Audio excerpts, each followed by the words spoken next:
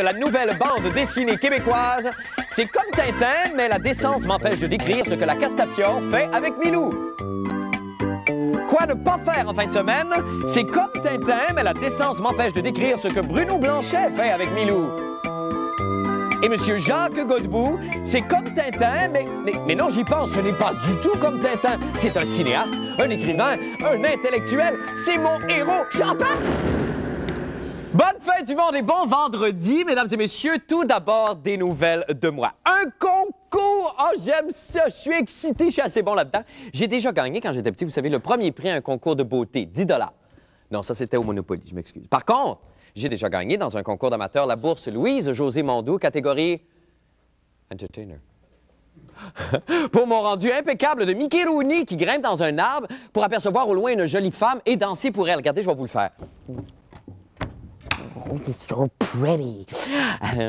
Alors, ce qui m'amène à vous parler de notre concours. Eh bien, les plus vieux d'entre vous s'en souviennent peut-être, mais j'ai, dans un passé assez récent, connu un certain succès avec mon imitation de Yalande, la petite grenouille à l'air patibulaire.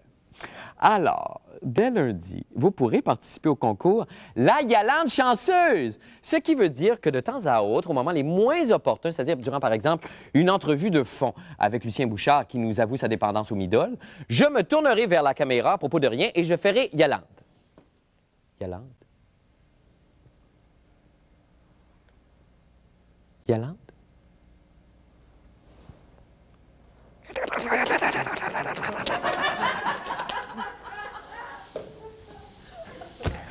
Alors, de votre côté, oh, que de souvenirs! Mon Dieu, il faut que je retraverse tout ça pendant tous les ratings! De votre côté, vous devrez noter le jour et l'heure de 2 apparitions de Yalande, m'envoyer votre réponse à l'adresse que vous voyez à l'écran, et le 26 mars, parmi toutes les bonnes réponses, je ferai le tirage de quelque chose. De quoi?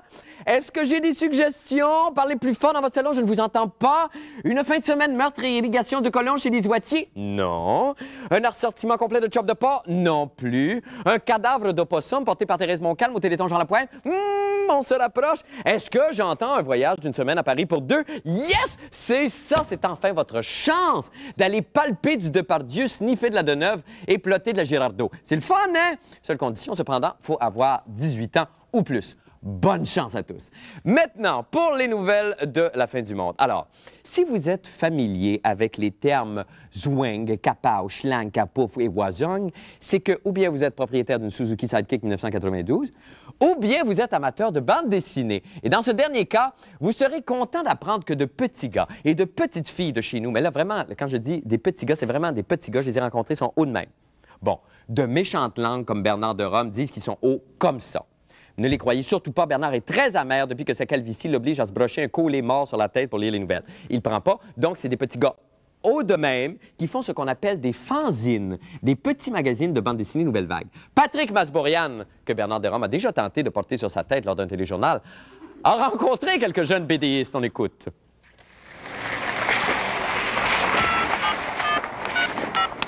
Eh bien, c'est le week-end et Dieu que vous en avez assez de coller vos enfants ensemble avec de l'époxy et de stopper leur croissance en les forçant à fumer des cigares dans le simple but de faire fortune, en les vendant au cirque comme des nains siamois. Eh bien, pour une liste d'autres activités à éviter, voici le président du conseil d'administration de l'inconséquent, Monsieur Bruno Blanchet et sa chronique « Quoi ne pas faire en fin de semaine ». Bienvenue, je ne savais plus comment t'aborder. Bonjour, Marc. Bienvenue, Monsieur Bruno, comment ça va? J'ai eu une drôle de semaine, je vais t'avouer. J'ai eu comme l'impression de tout faire à moitié cette semaine. Bon. Tu sais, ce genre de semaine-là. Oui, ça peut arriver. Fait que j'ai tout fait 2 fois. Ah bon?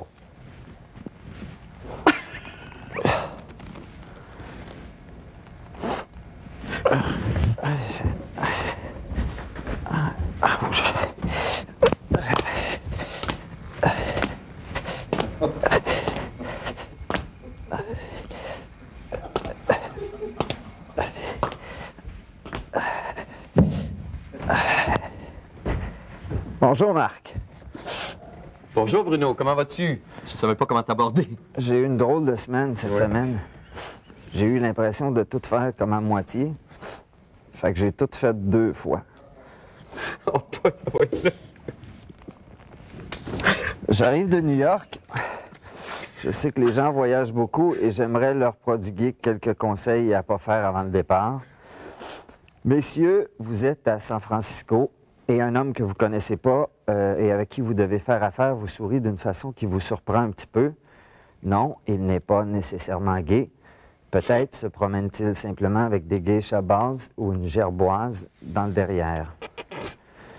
On dit que dans les autres pays, on peut attraper le sida en s'assoyant sur la bolle. C'est faux, sauf si le dernier occupant est toujours assis dessus.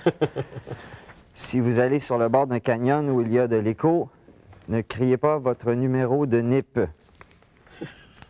Et maintenant, dans le cadre du Conseil vedette de la semaine, je vous présente 3 mimes et il s'agit de déterminer leur véritable nature. Vous allez voir, il ne faut pas se fier aux apparences. Voici le premier mime. S'agit-il de mime fâché? De mime triste? Non, il est sans expression. Il s'agit bien sûr du mime ventriloque. Tu l'avais deviné, Marc, n'est-ce pas? Oui. Un deuxième mime souriant cette fois. Facile. C'est le même mime ventriloque avec geisha et ou gerboise. Et pour terminer, quel est ce mime? Bien sûr, le mime cannibale contorsionniste. Et pour terminer, j'ajouterai qu'il ne faut pas rire d'un Pakistanais qui casse des briques avec sa tête.